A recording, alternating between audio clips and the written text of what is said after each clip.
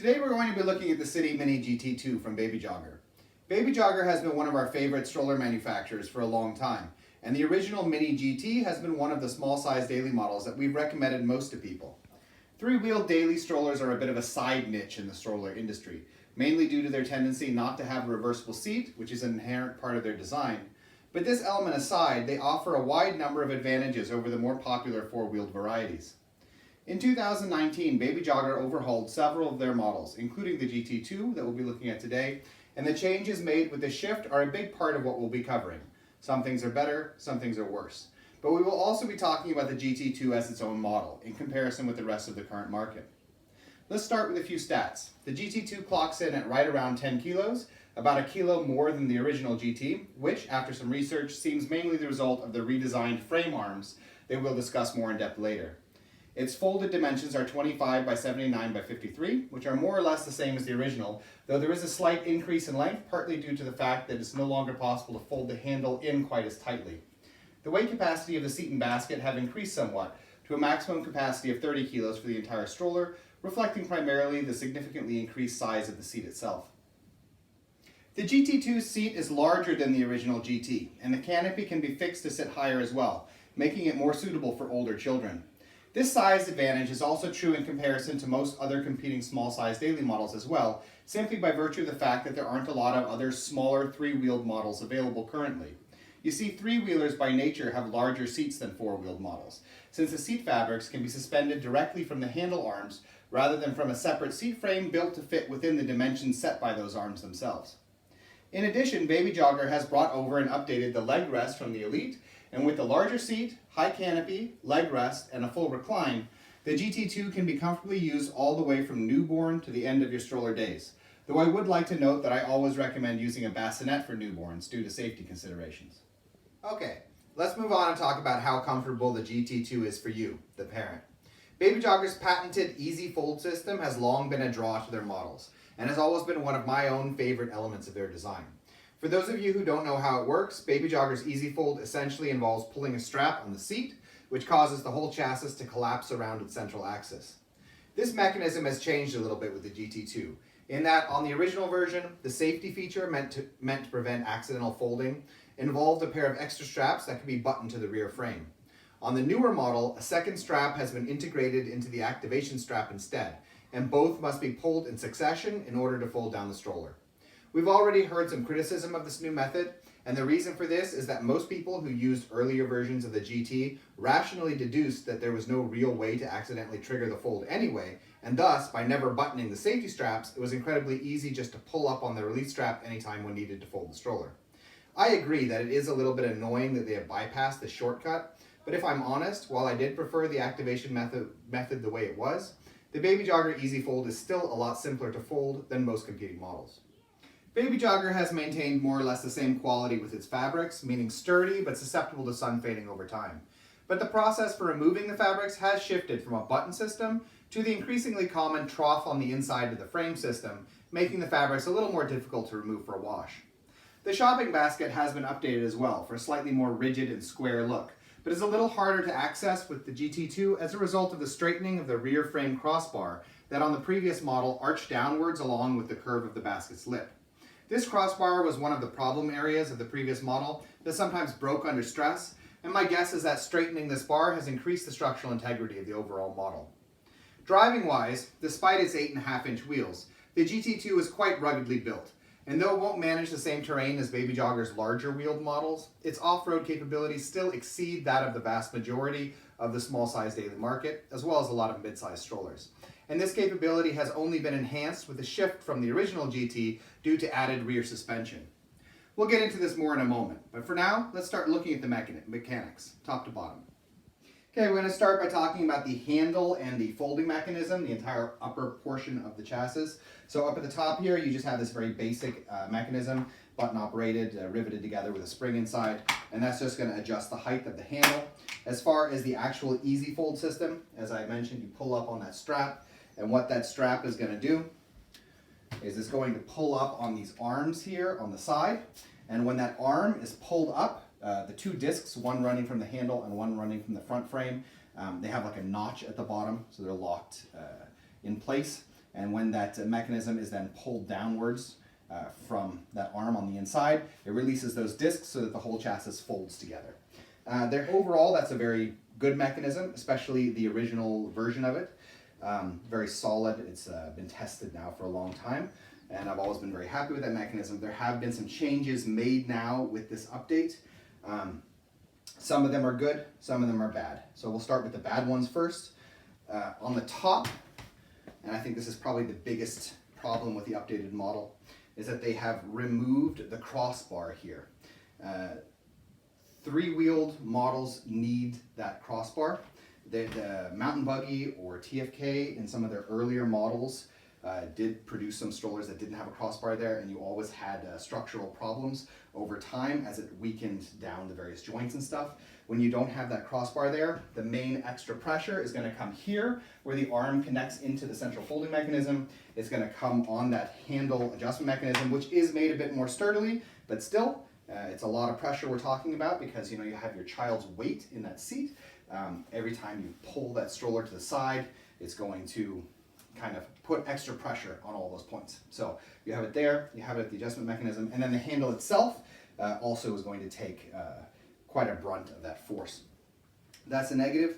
Second major negative is that here the discs from the upper arm and the front frame inside the central folding mechanism, they're no longer made of metal, they're actually made of plastic now, which is of course a lot weaker. Not that plastic can't be done well, but on an important mechanism like that, I would have liked to see them as metal. In addition, there are a lot of small components inside which are metal that can wind up rubbing against the inside places where they fit through those discs and then doing damage, and you might have to open it up and swap out parts. So I did like that as metal before. Okay, those are the negatives then, and the positives are that they have redesigned the arms basically across the entire frame. That's a really big deal. On the earlier Babyjogger models, this was just round, and you did tend to see them break very often, especially these handle arms had a tendency to break. And now they have removed that and put in this like multi-sided, much thicker, heavier sort of a setup for just the overall build of the frame. The second really positive thing is that they have removed the way they had it before, where the arm connected into the central joint. They had like this large universal adapter for the canopy and for the bumper bar, or for car seats, more importantly, or bassinet, because those are heavier. And that arm, or that adapter, was also, there were like two screws, and it was also responsible for holding the arm to like a metal peg that ran from the central joint, right? So those two screws, they did a lot of stuff. They held the weight of car seats and bassinets. They held the top portion of the chassis to the central fold. And what would wind up happening is those screws would break very often, or they would cause a weakening in that bar, and would be one of the reasons why the handle would break, or why the metal portion of the central fold, which pushed up, would also break. So instead of having that adapter there, they have instead put a point here on the inside of the central fold itself, which is a much sturdier point for attaching bassinets and car seats. It's not up here, this is just a second position for the canopy. It's here, and that's a lot sturdier, and that deals with a lot of the structural problems that they had before. Okay, we're going to have a little bit of a closer look at the lower back end. As I mentioned before, they did change the design of this crossbar. It's actually a positive change in this case. On the previous models, it did curve downwards, and that is one of the points that it would very often break from accidents or too much weight and stuff. So they put on just the like straight crossbar instead, which actually a lot of the earlier Babyjogger models had, and you never had that breaking problem that you got with the later models. That's positive. Second major positive on the rear end is this big fat suspension unit on either side. That is really, really nice. Babyjogger was always a terrain stroller. It didn't have any sort of big fat suspension unit on the back end, and still managed to do really well on terrain. But with that, it's just going to be even better. I think that was a nice improvement. Brake system is the same as it's always been. It's a relatively complex brake system.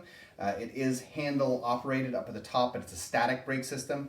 That means that when you activate the brakes at the top, the pins are going to shoot out into the wheels. Okay, I guess early Babyjogger models had a pedal, but most of them have had this hand brake system.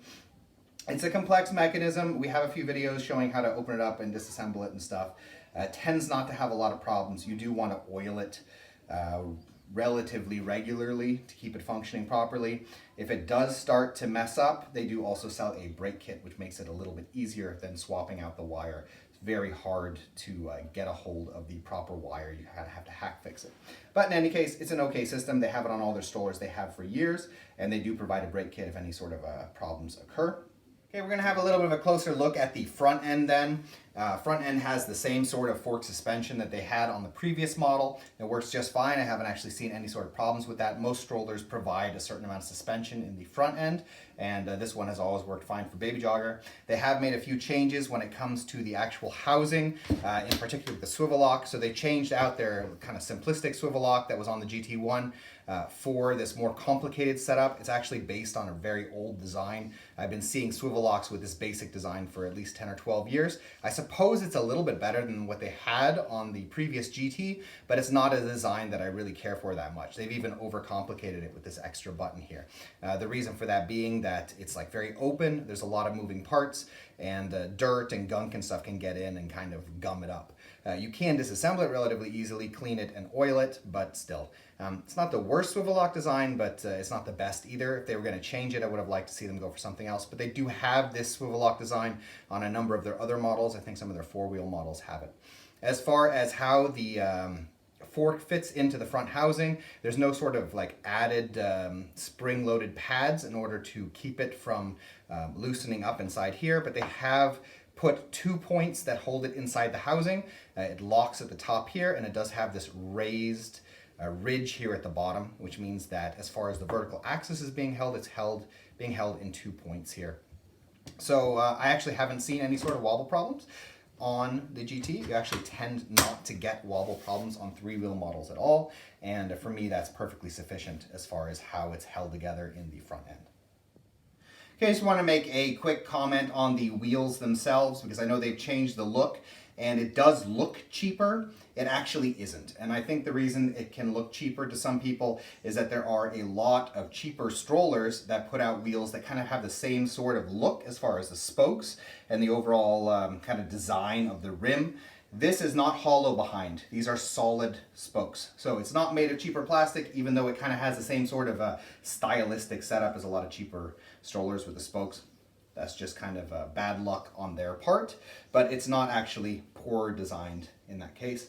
You still have the foam-filled tire, which is quite nice. They haven't gone over to any sort of foam. They have changed the setup or the design of like the tread on the tire. They have actually added this raised ridge, which is a very positive thing generally on strollers. This one is not quite raised enough to have the effect that I would have liked, like you have on Boogaboo strollers, but it is nice that they've had that. What's cool about that is that the ridge wears down before it even starts wearing down the tire, and it also helps the stroller to kind of cut as it goes.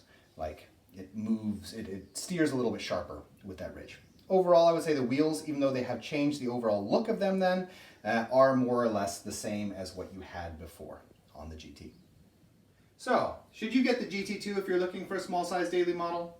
The answer to that question is going to be affected by a couple of factors. Despite the design changes, the GT2 is still a pretty robust stroller, and Babyjogger in general is a company to be trusted in my opinion. Yes, there are some structural weaknesses now that weren't there before, most importantly the loss of the handle crossbar and the plastic discs in the folding mechanism.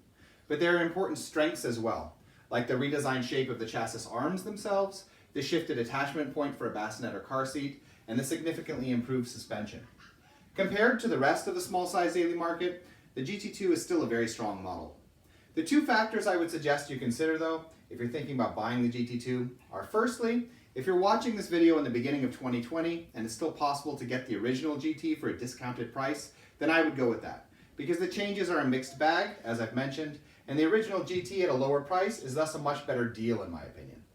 Secondly, as has always been the case with the GT, the size and weight difference between the GT and the Elite is very small and mostly has to do with the wheels. So if you're not 100% sure that the difference is going to be a deal breaker for you, then it's probably worth going for the Elite instead for its added off-road capability. In any case, we hope you've enjoyed this video, and if you did, we ask that you subscribe, as it helps us to continue making videos in the future. Thank you.